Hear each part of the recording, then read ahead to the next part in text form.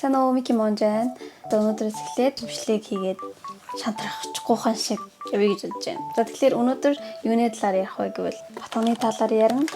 Тэгэхээр батгатай асуудалтай хүн байвал үзээрэй гэж зөвлөж байна. За тэгээд гол ярианд орцгаая. За энэ бичлэг дээр за нэг 4 хувааж би ярих гэж бодож байна. Хизээ батга гарч эхэлсэн өдөр тутамдаа анхаарах зүйлс арьс арчилгаа бүтээгдэхүүн гэсэн 4 хуваагаад ерөөхдөө ярих гэж бодож байна. Хизээ батга гарч ирсэн бэ гэдэг Монгол дахад батга бол тухайн хэсгээр гардаг гэсэн. Манай найзууд дээр бас нэлийн гардаг гэсэн болохоор би өөрийгөө заа би хураа арьстай юм байна. Над дээр батга гарахгүй юм байна гэж юусоо боддог гэсэн аахгүй. Тэгээ Японд ирээд амар батга гарч ирсэн гэдэг хавцаа зураг юм үзүүлж байна.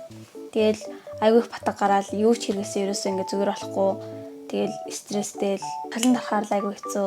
Тэгэл нөгөө хэдэн батгаа гарахаар зарим нь үнэхээр шахдаг байсан. Шахахаар зүгээр болох юм шиг санагдаад айгүй их тэгж хийдэгс аахгүй. Японд ирээл ингээд агаараа өртөгдөөд юм боллоо доо. За 2-3 сарын дараа гайг болох байлгүй дээ гэж бодсон. Тэгээд ерөөсөө зүгээр болоогүй. Бүгдийг нь одоо ингээд бодоод байхад би нэг ийм зүйлүүдийг хийж исэн юм байна да гэдгээ ерөөхдөө базаад хэлье гэж бодож байна. За миний энэ хэлэх зүйл бол би мэрэгжлийн хүн биш. Миний хийж байгаа арга барил яг зөв буруу юу гэдгийг үнэхээр мэдэхгүй бараг л буруу бах туу. Хоёр дахь хэсэг рүү оръё. Хоёр дахь хэсэгт нь бол өдөр тутамд анхаарах зүйл байгаа. Тэгээ миний бодлоор ийм зүйл дээр анхаарал зүгээр юм болов уу гэж бодоод би яг өөрөө анхаарад явсан зүйлээ л хэлье гэж бодож байна. За тэр нь юу вэ гэвэл ус ирээд ингээд ус уухад ялтчих айгуу санаамттайсэн. Тэг ус судалж аваад дуудаг гэсэн. Тэгээд усаа юутэй сайн уух хэрэгтэй. Өөр гэх юм бол энэ жоохон эвгүй сонсогч магадгүй л гэхдээ хамаагүй штэ. Бүтгэний асуудал.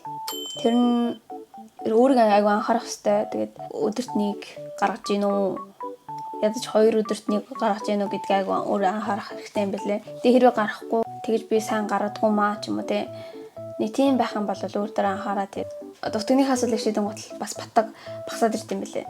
Тэгээд бас гэх юм бол чихэр айгуу томор зард ингээд заримг байдаг штэ. Тэрийг бөө ингээд хөдөлж авч ирэл хөрөгчөнд тийгээл. Тэгэл 7 хоногт дуусах гэсэхгүй.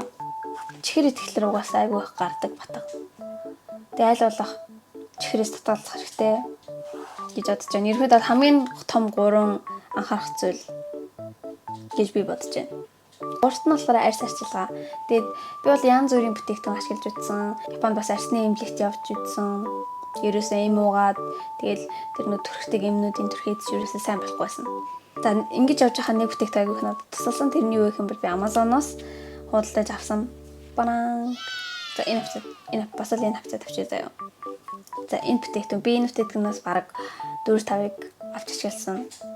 Энэ болохоор витамин Cтэй тэгээд эмзэг арсанд тэгээд нүчилттэй арсанд тэгээд янз бүрийн арсанд ерөөдөө хэрэгж алдаг зэрэг байгаа. Хөрөгчөнд тэгээд ингээд ашигласан зүгээр санагдаад. Тэгээд хөрөгчөөс бусад ингээ газар тавьчихсан гол нь ингээд шаранг төлчтэй билээ. Хэлгээ мартсан байсан болохоор нэмэлтээр оруулжээ. Нүүрээ угааж дуусны дараа алчуураар биш тийм цаас алчуураар арчсан зүгээр идэг. Тэгэхгүй бол нөгөө алчуураар арчих нь илүү бохирдол үзээд байдаг юм шиг санагдав. Сэнга ашиглана. Гэхдээ кренжинг ойл өнтер ерөөс ашиглаж болохгүй.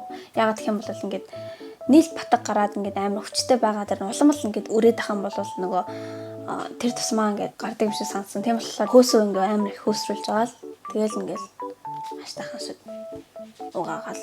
Дараагийнх нь бол гişэсэг болохоор би бол витамин Cтэй хэрэглэдэг гэсэн. Витамин C энэ хавцаа бас тавьчих. Тэгээд энийг бол бас нийлэн хэрэглэж ирсэн Япон бүтээгдэхүүн. Яг Япон бүтээгдэхүүн гэвэл энийг ашигласан. Солонгос бүтээгдэхүүн гэвэл энийг их ашигласан. Хамгийн их ашигласан нь айл ингэж тавьлаа шүү. Тэгээд витамин C болохоор яалтчгүй батганы сорь өгөлдөх нь ерөөд бол жоохон цөөхөн байсан гэх юм уу. За ахаа нэг энэ бүтээгдэхүүн байгаа даахгүй. Энэ бүтээгдэхүүн бол бас одоо жишээлбэл яг батганыхаа сорь энэ тогтондоо гэж батсан нэг том батганууд байдаг шүү дээ. Тэрэн дээр ингээд зэгдээ жоохон түрхэл тэгэл ханчих хэрэгтэй. За ерөөд бол нэг ийм их үдэ. Хамгийн гол нь ус сайн уух. Хамгийн гол нь ус сайн уух. Тэгээд цэхрээсээ татгалзах юм болоо да. За нэг тиймэрхүү лээ. Арьс гоё бол тэгэл бүх юм гойлно. Ядч сэтгэл санаа дээрдэн. Тийм үстэй. Тийм үү.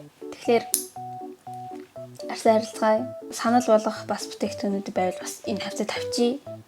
Тэгэд энэ ер нь дажгүй шүү, гайгүй шүү гэх. За тэгээд бас хамгийн сүүлд ингэж хэлэхэд нэмээд нарны тус айгу бас чухал.